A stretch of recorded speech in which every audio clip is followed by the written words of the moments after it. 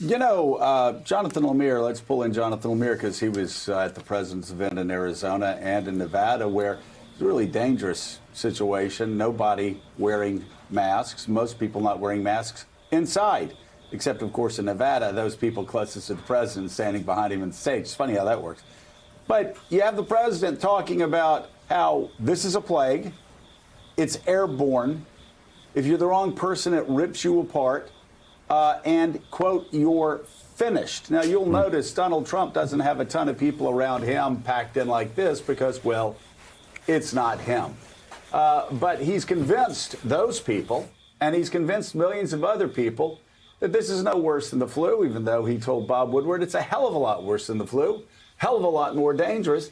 And yet Donald Trump is willingly leading all of these people to put their lives and the lives of their loved ones at risk. I suppose it just doesn't matter to people that are in the personality cult. But, Jonathan Lemire, it does matter to senior citizens who know that they may be the ones, as Donald Trump said, who are, quote, finished by this plague.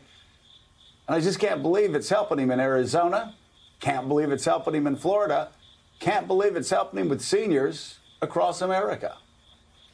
Joe, this is the tone he set right from the beginning in the early days of this pandemic. He deliberately underplayed it to the American people. He suggested, he downplayed its obviously insidious effects. It's how lethal it is, particularly for seniors, but but others as well. We know in another audio tape he acknowledges that it's also dangerous for young people, which, while publicly he is still disputing that. He's suggesting that the children are all but immune, and the science simply does not back that up. And what we saw this weekend was really striking. It was a Western trip for the president, his first in quite some time, heading out to Nevada first and then Arizona, looking to expand his electoral map with Nevada because, in large part, he's losing in Arizona.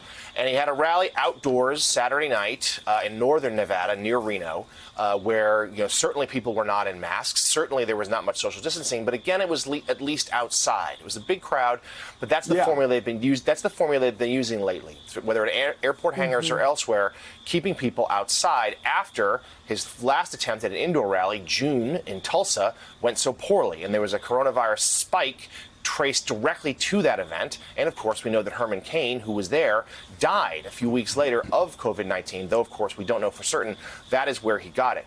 Suddenly, though, the plan changed. Sunday night in Nevada, in Henderson, just outside Las Vegas, an indoor event, an event that was the campaign did not advise to the reporters traveling with the president would be indoors. And in fact, in the hours before that event started, most of the networks pulled out their correspondents that they would pull them from the warehouse that was packed with several thousand people, very few in masks, no social distancing, because it wasn't safe. The press pool, of which I was a part, did indeed attend. And you're right, Joe, you nailed on something a second ago. There was a section of people set up behind the president. They had masks on. In fact, a staffer was spotted making sure they were wearing them before the president took the stage. How interesting is that, huh? They weren't wearing them when the earlier speakers were on, but before the cameras turned on, before the rally was taken live on a few channels, they were told to put on masks. And then we had a similar scene. So hold on a second. Let's get this straight. So Donald Trump is mocking people wearing masks. He has rallies where he has people coming in and everybody's showing their unity with the president by not wearing masks, which, of course, is very dangerous. The president has called this the plague. He called it the plague back in April, back when he was trying to reopen the country, said it's airborne, which makes it so dangerous. And you can get it airborne just being next to somebody. And once you get it, if you're the wrong person, you're finished. This is really, really bad. It's really deadly. But the president, though, if people are in his proximity, they have to wear masks. I think that's pretty revealing. But if you are in a personality cult, you may not be able to sort through all of that. Here, let me help you. The president's concerned about himself and not you.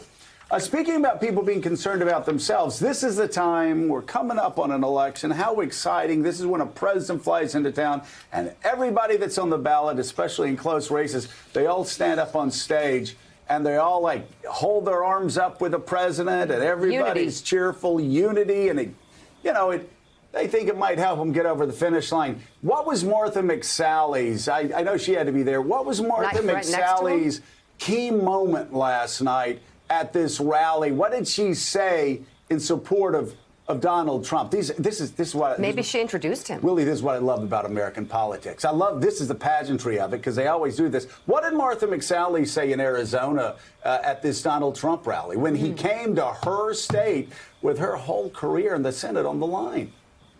Well, Joe, it might surprise you to learn that Martha McSally was not there yesterday in Phoenix when the president came to town. Yeah, I'll say that again.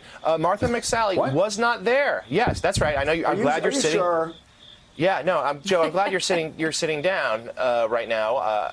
But she was not there. The governor of Arizona was there, greeted the president at the airport when he landed in Arizona at Phoenix after we had come from California and the wildfires. And Jonathan, the governor of Arizona, I guess, since he was there, he's up on the ballot in November. Is that right? I mean, because that's why he was there?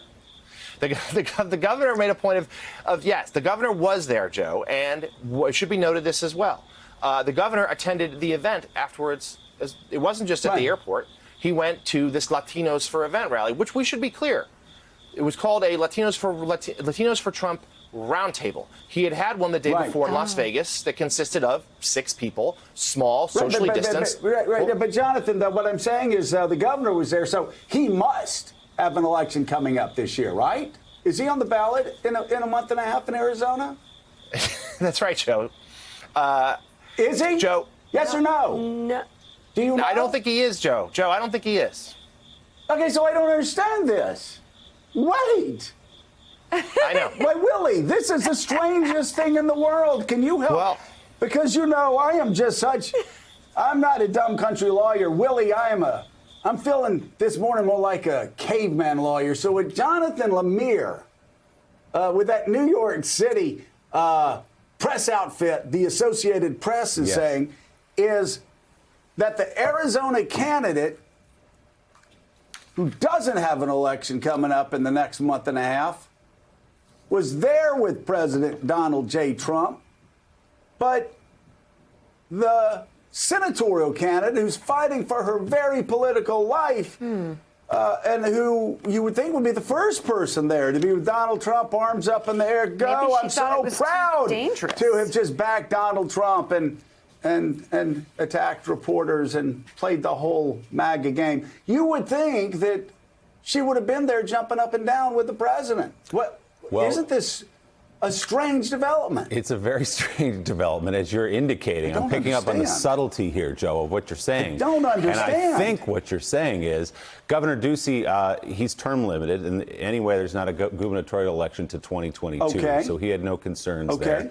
Martha McSally, who was in a very tight race against Mark Kelly in the state of Arizona, was not available because she had Senate business to attend to, is what we heard. So she was tied up with that. So either she was concerned that she didn't want to be on a stage with Donald Trump in a tight election in the state of Arizona, or perhaps she was concerned for her own safety, as many others were, in a tightly packed room. Maybe, Willie, she has underlying conditions, and so maybe it would be dangerous for her to go. Or maybe she just wanted to follow proper social distancing guidelines, because if you were following proper social distancing guidelines, whether you have underlying conditions or not, you don't want to get the coronavirus. One way to avoid it is not to go to a super spreader event where people are all clustered together and breathing all over each other with masks. Thanks for checking out MSNBC on YouTube, and make sure you subscribe to stay up to date on the day's biggest stories. And you can click on any of the videos around us to watch more from Morning Joe and MSNBC. Thanks so much for watching.